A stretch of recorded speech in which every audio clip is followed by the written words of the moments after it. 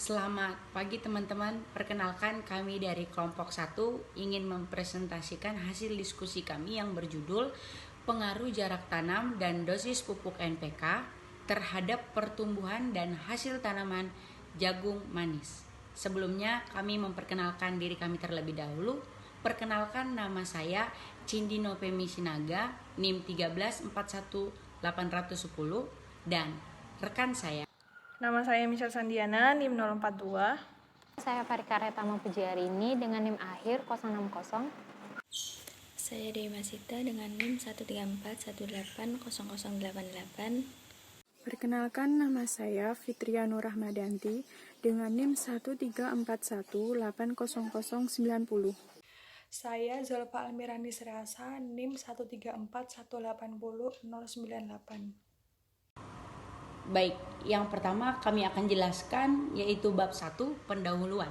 Nah, di sini ada latar belakang, tujuan penelitian, dan hipotesis.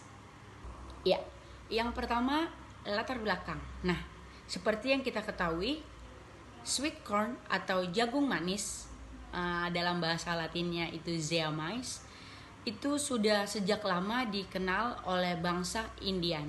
Nah, Akil dan Dahlan pada tahun 2003 menyatakan bahwa jagung merupakan penyumbang terbesar kedua setelah padi pada subsektor tanaman pangan. Nah, di sini ada bagan yang merupakan kendala dan serta solusi pada jagung tersebut. Ada beberapa kendala yang kita ketahui. Yang pertama yaitu pengolahan tanah kurang optimal. Yang kedua, pengaturan populasi tanaman atau jarak tanamnya kurang efisien. Kemudian serangan hama dan penyakitnya. Dan yang terakhir itu pemeliharaan tanaman kurang optimal. Nah, tentunya ada solusinya.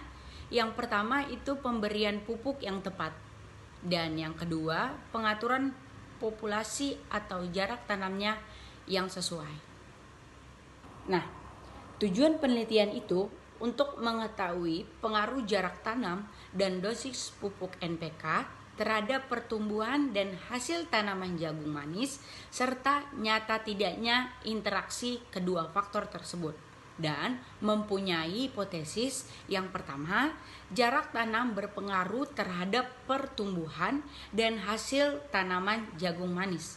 Yang kedua, dosis pupuk NPK berpengaruh terhadap pertumbuhan dan hasil tanaman jagung manis. Dan yang ketiga, itu terhadap interaksi antara jarak tanam dan dosis pupuk NPK tersebut terhadap pertumbuhan dan hasil tanaman jagung manis. Nah, selanjutnya akan dijelaskan oleh rekan saya.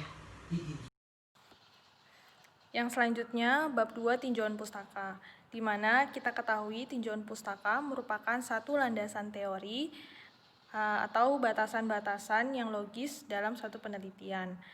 Di tinjauan pustaka ini akan membahas botani tanaman jagung, morfologi tanaman jagung, syarat tumbuh tanaman jagung, dan peranan unsur hara bagi tanaman. Yang pertama, botani tanaman jagung. Klasifikasi tanaman jagung dapat dilihat pada slide, di mana tanaman jagung memiliki famili Poaceae atau yang termasuk ke dalam suku padi-padian, dan genus dari tanaman jagung merupakan Zea mais L. Yang selanjutnya adalah morfologi tanaman jagung. Tanaman jagung memiliki akar serabut, dan tanaman jagung sendiri memiliki akar yang dibagi menjadi 3. Yang pertama ada akar seminal, yang kedua ada akar adventif, dan yang bagian ketiga adalah akar penyangga atau akar udara. Yang selanjutnya daun tanaman jagung.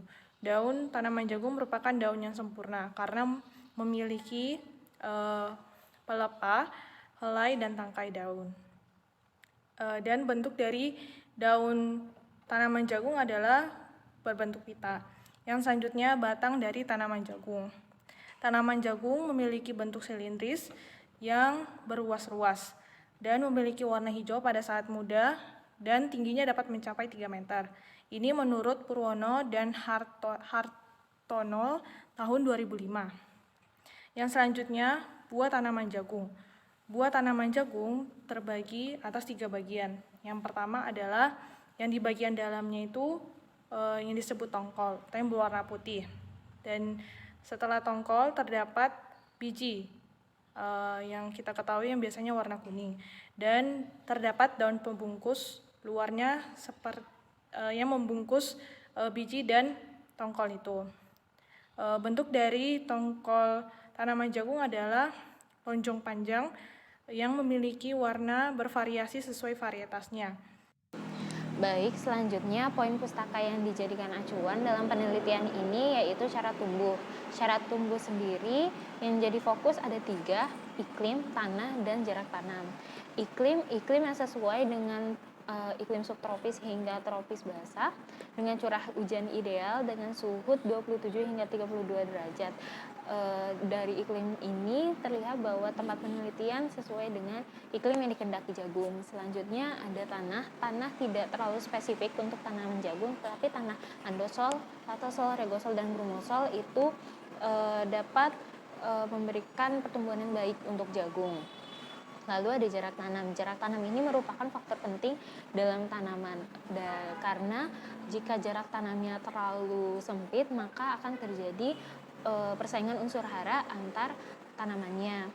Dan jika jarak tanamnya terlalu besar, maka akan adanya ketidakefisienan bahan dari produksi itu sendiri. Poin berikutnya yaitu peranan unsur hara bagi tanaman. Nah, pemupukan sendiri merupakan kegiatan untuk menyediakan unsur hara esensial bagi pertumbuhan tanaman. Nah, Lewi Kambesi dan Sutandi menyatakan bahwa pemupukan bertujuan untuk meningkatkan unsur hara di dalam tanah. Nah, pupuk sendiri banyak macamnya dan salah satu yang digunakan dalam penelitian ini adalah pupuk NPK, yaitu pupuk yang mengandung nitrogen, fosfor, dan kalium. Lalu apa fungsi dari unsur-unsur tersebut? Fungsi dari nitrogen adalah untuk menunjang pertumbuhan tanaman terutama pada fase vegetatif dan metabolisme tanaman itu sendiri. Kemudian fosfor itu merupakan unsur penting karena terlibat langsung dalam proses fotosintesis dan merupakan unsur kedua setelah nitrogen dalam penggunaannya dalam pupuk. Lalu selanjutnya ada kalium. Kalium sendiri membantu dalam metabolisme tanaman seperti pembentukan protein, aktivasi enzim, pembentukan antibodi, dan dapat memperkuat jaringan tanaman. Untuk yang selanjutnya yaitu bab 3, metode pelaksanaan, di mana biasanya terdapat waktu dan tempat, bahan dan alat, rancangan percobaan, pelaksanaan penelitian, dan pengamatan. Untuk tempat yang akan digunakan penelitian yaitu di Kebun Percobaan Fakultas Pertanian Universitas Pembangunan Nasional Veteran Yogyakarta dan dimulai pada 9 Desember 2020 hingga 25 Februari 2021. Adapun bahan yang digunakan yaitu benih jagung varietas Bonanza F1 500 gram, pupuk NPK kandungan 16-16-16, dolomit, dan abu dapur. Sedangkan alat yang digunakan yaitu ada cangkul, garu, parang, tugal, hand sprayer, meteran, jangka sorong, gember, ember, timbangan analitik, pamflet nama, tali, dan alat tulis. Untuk yang selanjutnya yaitu rancangan percobaan menggunakan rancangan acak kelompok di mana pola faktorial 3x3 dengan 3 ulangan dengan total 27 unit. Ada 2 faktor yang diteliti yaitu jarak tanam dan dosis pupuk NPK. Untuk faktor jarak tanam, J1 dengan 30 cm x 40 cm, J2 dengan 30 cm x 50 cm, dan J3 dengan 30 cm x 60 cm. Sedangkan faktor dosis pupuk NPK, D1 150 kg per hektar, D2 dengan 300 kg per hektar, dan T3 dengan 450 kg per hektar. Nah, di sini saya akan menjelaskan tentang pelaksanaan penelitian yang akan dilakukan dalam proposal penelitian kelompok 1. Pelaksanaan penelitian mencangkup pengolahan tanah, pengapuran, aplikasi pupuk NPK, dan penanaman. Untuk tahap pertama adalah pengolahan tanah yang dilakukan dengan menyangkul tanah pada kedalaman kurang lebih 20 cm dan mendiamkannya selama 1 minggu, kemudian membuat plot seluas 120 x 240 cm. Lalu selanjutnya adalah pengapuran dengan mencampur atau menabur dolomit di atas bedengan dengan dosis 2 ton per hektar. Dan untuk aplikasi pupuk NPK dengan pemberian 3 hari sebelum tanam dan juga 30 hari setelah tanam sesuai dengan dosis perlakuan, yaitu 150 kg per hektar, 300 kg per hektar, dan 450 kg per hektar. Dan untuk penanaman yaitu dengan mengukur jarak tanam yang terdiri dari 30 x 40 cm, 30 x 50 cm, dan 30 x 60 cm, dan kemudian penugalan sedalam 2 cm, kemudian penanaman dengan 2 benih per lubang. Untuk pemeliharaan mencangkupi pengendalian hama dan penyakit, penyiangan, pembumbunan, dan penyulaman. Nah, untuk pemanenan dapat dilakukan pada saat umur 75 hari setelah tanam. Nah, beberapa pengamatan yang akan dilakukan pada proposal ini yaitu tinggi tanaman dalam sentimeter yang diukur dari pangkal batang sampai dengan daun tertinggi dengan menggunakan meteran yang dilakukan pada umur 15, 30, dan 45 hari setelah tanam. Untuk diameter pangkal batang dalam milimeter diukur dengan jangka sorong dan pengamatan sama dilakukan pada 15, 30, dan 45 hari setelah tanam.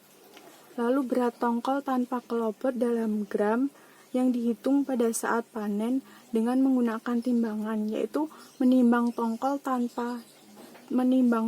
tanaman sampel, dan produksi per hektar atau ton, mengkonversikan berat tongkol tanpa kelopot, diameter tongkol tanpa kelopot dalam milimeter yang diukur saat panen dengan jangka sorong, dan panjang tongkol tanpa kelopot dalam sentimeter yang diukur saat panen dari pangkal sampai ujung.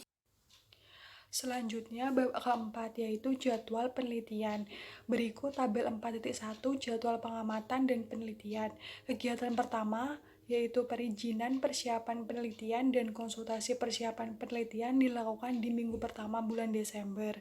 Persiapan alat dan bahan dilakukan di minggu kedua bulan Desember, pengolahan lahan di minggu kedua dan ketiga bulan Desember, kemudian penanaman di minggu ketiga dan keempat bulan Desember, perawatan dilakukan di minggu keempat bulan Desember hingga minggu pertama bulan Februari, pengambilan data dilakukan di minggu pertama bulan Januari hingga minggu keempat bulan Desember, kemudian analisis data dilakukan di minggu pertama hingga keempat bulan Februari, pembahasan data dilakukan di minggu keempat bulan Februari hingga minggu ketiga bulan Maret, penyusunan laporan dilakukan di minggu pertama bulan Maret hingga minggu keempat bulan Maret, konsultasi kepada pembimbing dilakukan di bulan April minggu pertama hingga keempat, dan untuk revisi dan perbaikan yaitu di bulan Mei minggu pertama dan kedua.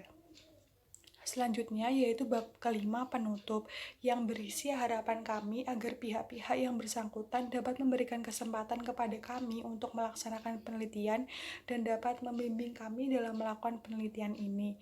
Selain itu juga berisi ucapan terima kasih kami kepada seluruh pihak yang bersangkutan atas dukungan dan bantuannya dalam penelitian ini. Kemudian selanjutnya yaitu daftar pustaka. Berikut adalah daftar pustaka yang kami gunakan dalam menyusun proposal penelitian ini. Sekian presentasi dari kelompok kami, kurang lebihnya kami mohon maaf. Apabila ada pertanyaan dapat ditanyakan di kolom komentar. Kami akhiri, wassalamualaikum warahmatullahi wabarakatuh.